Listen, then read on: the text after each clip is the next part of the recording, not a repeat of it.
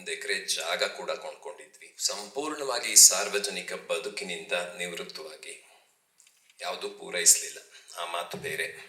ಅದೇನೋ ವೈರಲ್ ಆಗುತ್ತೆ ಅಂತಾರಲ್ಲ. ಎಲ್ರಿಗೂ ನಮಸ್ಕಾರ. ಇಲ್ಲಿಂದ ಈ ಸಭಾಂಗಣ ಎಷ್ಟು ಭವ್ಯವಾಗಿ ಕಾಣಿಸುತ್ತೆ ಅನ್ಸುತ್ತೆ ಅಂದ್ರೆ ಎಂತೆಂಥವರು ಮೂಕರಾಗ್ತಾರೆ. ನಿಜಕ್ಕೂ ಮಾತು ಸೋಲುವಂಥ ಒಂದು ಗಳಿಗೆ ಇದು.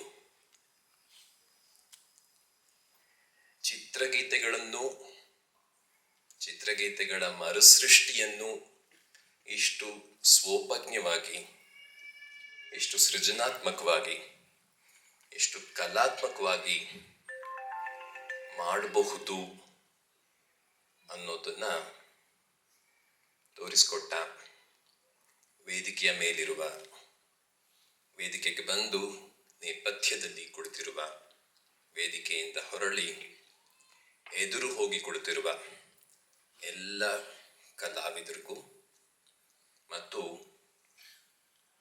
ಇಂಥದೊಂದು ಚಂದದ ಕಾರ್ಯಕ್ರಮದ ರೂವಾರಿಯಾಗಿರ್ತಕ್ಕಂಥ ಶ್ರೀಮತಿ ವೀಣಾ ವಾರುಣಿಯವರಿಗೂ ನನ್ನೊಳಗಿನ ಅಪರ್ಣೆಯ ಮೂಲಕ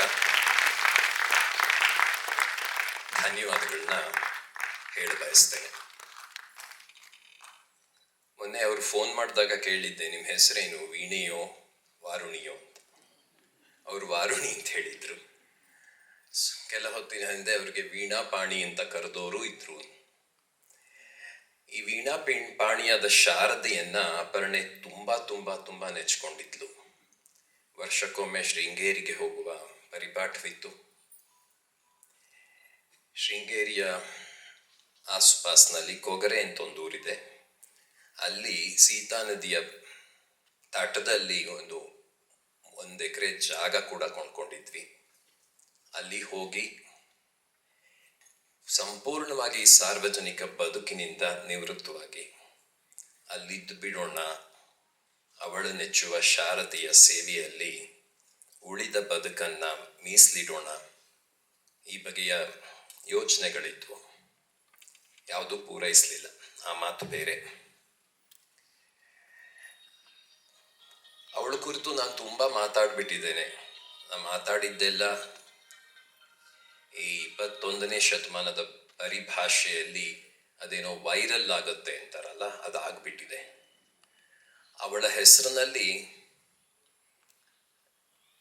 ನಾನು ಮುನ್ನೆಲೆಗೆ ಬಂದ್ಬಿಟ್ಟಿದ್ದೀನಿ. ನಾನು ಇದೇ ಥರದ ಕಾರ್ಯಕ್ರಮಗಳಿಗೆ ಅವಳನ್ನ ಕಾರ್ನಲ್ಲಿ ಕೊಂಡೊಯ್ದು ಸಭಾಂಗಣದ ಮುಂದೆ ಬಿಟ್ಟು ಮನೆಗೆ ಹೋಗಿ ವಾಪಸ್ಸು ಕಾರ್ಯಕ್ರಮ ಮುಗಿಯುವ ಸುಮಾರಿನಲ್ಲಿ ಮತ್ತೆ ಅವಳನ್ನ ಕರೆದುಕೊಂಡು ಹೋಗ್ತಾ ಇದ್ದೆ.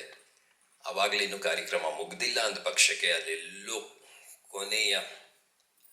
ಕೊನೆಯ ಕುರ್ಚಿಯಲ್ಲಿ ಕೂತ್ಕೊಂಡು ನನ್ನ ಪಾಡಿಗೆ ನಾನಾಗಿ ಅತ್ಯಂತ ಖಾಸಗಿಯಾಗಿ ಬದುಕಿದವನು ನಾನು. ಅಷ್ಟೇ ಖಾಸಗಿಯಾಗಿ ನನ್ನೊಟ್ಟಿಗೆ ಇದ್ದವಳು ಅವಳು. ಆದರೆ ಇವತ್ತಿನ ದಿನ ಏನಾಗ್ಬಿಟ್ಟಿದೆ ಅಂತ ಹೇಳಿದ್ರೆ, ಈ ಸುದ್ದಿ ಮಾಧ್ಯಮಗಳ ಅನಿವಾರ್ಯ ಇದೆಯಲ್ಲ, ದ ಸಮ್ ಕೈಂಡ್ ಆಫ್ ಇನೆವಿಟಬಿಲಿಟಿ ಅಂತ ಹೇಳ್ತೀವಿ ನೋಡಿ. ಹಾಗಾಗಿ ಈ ಮೈಕುಗಳ ಎದುರು, ಕ್ಯಾಮೆರಾಗಳ ಎದುರು ಅಷ್ಟೇ ಅಸಂಖ್ಯಾತ ಕಣ್ಣುಗಳೆದುರು ಅನವಶ್ಯಕವಾಗಿ ಬಂದು ನಿಲ್ಲುವಂಥ ಒಂದು ಪರಿಸ್ಥಿತಿ ನನ್ನಲ್ಲಿದೆ. ಅವಳನ್ನ ನಾನು ಯಾವತ್ತೂ ಉತ್ಸವ ಮೂರ್ತಿ ಅಂತ ಹೇಳ್ತಾ ಇದ್ದೆ. ಮನೇಲಿ ಇದ್ದಿದ್ದೇ ಕಡಿಮೆ. ಅವಳೆಷ್ಟು ಮನೆಯಾಚೆ ಇರ್ತಿದ್ಲೋ ನಾನು ಅಷ್ಟೇ ಮನೆಯೊಳಗಿರ್ತಾ ಇದ್ದೆ.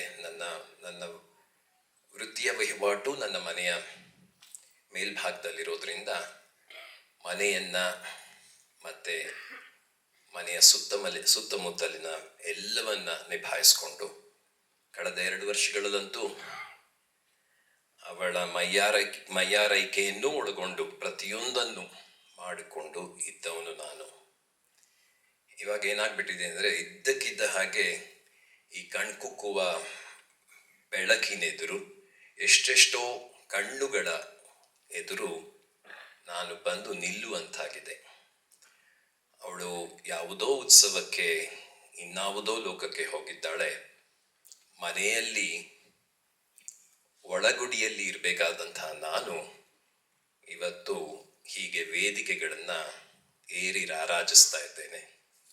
ಇದು ಯಾವ ಬಗೆಯ ಸೌಭಾಗ್ಯ ನನಗೆ ಗೊತ್ತಿಲ್ಲ, ಆದರೆ ನಡೀತಾ ಇದೆ.